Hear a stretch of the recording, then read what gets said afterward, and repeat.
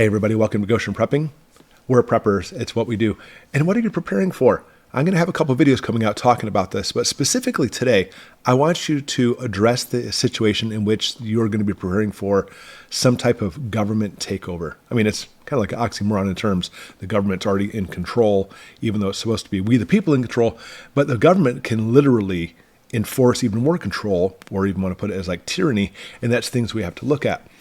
Will that happen in the United States? It very well might. You know, other civilizations have always shown that the governments end up this way, and that seems to be the direction we're heading for.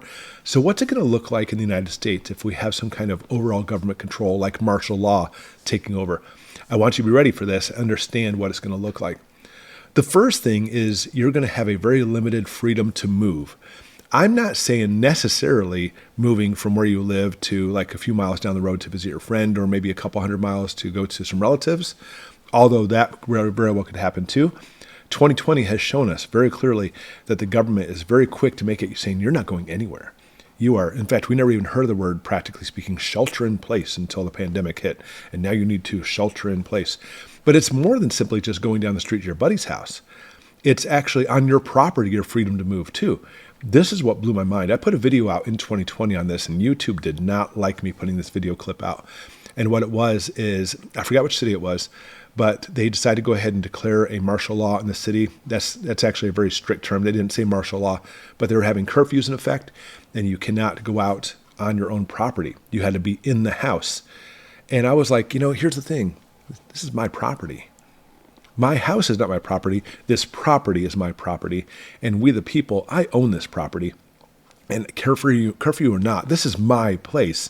How dare you say anything about me going out on my property? But that's what happened in this city, was the people went out to watch the cops, like the Gestapo, walking down the street, yelling at people to get back inside. And the person's like, well, I'm on my porch. They weren't even in their grass by the yard, by the fence, by the road. They were on their porch right outside their front door. And the cop yells, light them up. And they shot him. Not with bullets. It was some kind of like maybe pepper spray balls or something. I forgot what it was. And the people ran screaming back in the house. Holy cow. I don't believe, look, if you have to have, not even condoning this, some kind of curfew because there's some kind of emergency in effect, at least I get that. But on your own porch, this is my property. And that's what America is founded on, is literally being landowners. I guess that's not really the case anymore. Infrastructure. They very well may turn off your infrastructure, being like your water or your power. It is not inconceivable at all that they may do this and use this as a bargaining tool. Maybe you're an enemy of the state, perhaps. But obviously, if you have to look at what caused the martial law, maybe that's actually what caused the power grid to go down in the first place. I'm not talking about that, but we're talking about literally they could shut it off because you're not agreeing or going with what they do. We're already seeing this in vehicles, by the way. A lot of the newer vehicles coming out, this is not hyperbole. This has been clearly put out now that some of these vehicles have kill switches that literally they can shut off your vehicle so it won't run. We're not talking about electric vehicles, mind you. We're talking about just regular new vehicles have this, and they can shut it off. And even though they're not doing that now, you have to question, why are you putting these kill switches in there unless you plan on using them? Again, it sounds like science fiction, government's out to get us. That may be the case in this situation. So, even in this situation, you have to understand that maybe you have an older car and you want to be able to travel around your older car. They may not be able to kill that, but they might be able to kill your GPS. Because understand GPS is government owned. It's military owned. The Department of Defense is what put up those satellites to make GPS. And in the military, it's very precise, but they change the times, the way the satellites work as far as telling the GPS where it's at. So that way, your GPS in your car, it literally actually doesn't know exactly where you're at. It has an idea, and basically it says, I want you to turn right on State Street. And once you turn right, then the GPS is kind of smart. It's like, oh, obviously that we must be here now. But it's not very accurate. They can shut it off. They can literally turn off your GPS at a moment's notice if they wanted to. And we're already seeing problems like with Russia and Europe, the European Union, et cetera. Now Russia is actually jamming the GPS for some of the people. So I hope you're good with maps, because GPS may be something that may disappear if we see some kind of government takeover. Not to mention financial system, your banks. It's so funny how people are like, oh, we're going to go to a digital currency. And listen, I'm not for it at all, but we're already there. I mean, right now, the majority of the people in the United States already use credit cards or debit cards and do financial banking and pay their bills and pay their car payment, their house payment, all digitally or practically there. And we have certainly seen situations in which basically they can freeze assets of people who do not align with what they want. And so all that money you have in the bank, they could easily just shut that off and make it so you can't withdraw that cash you have in there. We're seeing this for certain in other countries like socialist countries in the direction we're heading. So it basically makes sense that we'd be heading that direction too. All right, now into more problematic areas, like, for example, habeas corpus. In the United States, we have a right, just don't get me started on the rights, we have a right to a speedy trial. So for whatever reason you get detained, then you get arrested, and they go in, you have a right to actually have a trial that's quick, because we've seen in banana republics and other countries, and historically speaking, that, they'll keep you in jail for months, if not years. We'll just lock you up, and we're going to give you a trial, whatever. The United States is all about a speedy trial, except for some recent arrests, by the way, we'll talk about in the last few years. I'm not going to get into that because YouTube certainly doesn't want to talk about that. But there are certainly people right now held in prison in the United States without a speedy trial and holding them in solitary confinement. We're not talking about Guantanamo. We're talking about here in the United States. We're talking about American citizens.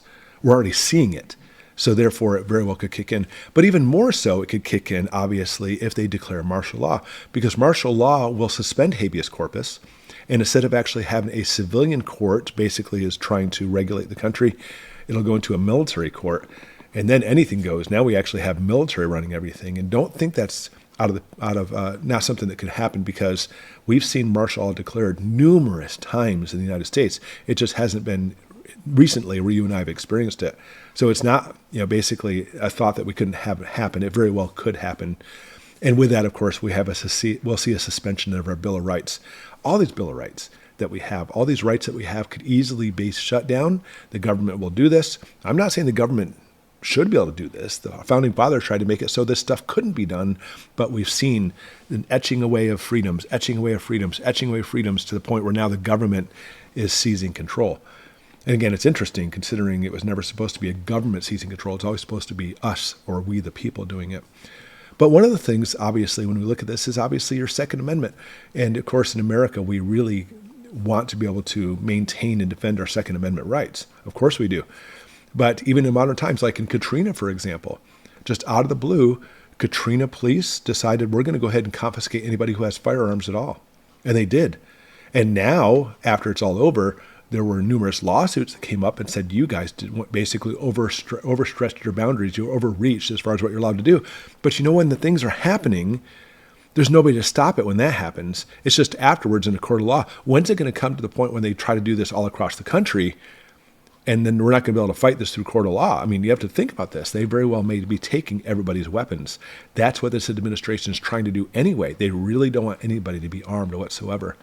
Then, of course, a video I just put out, one of the things they do also is confiscate your food, your water, your gear, and through numerous executive orders put out by Clinton, by Obama, by Trump, make it so they can take your gear, they can take your food, they can take your water.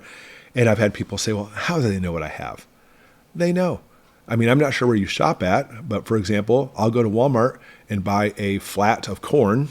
I wouldn't buy a flat of corn, by the way. That's some GMO stuff. We don't buy that stuff.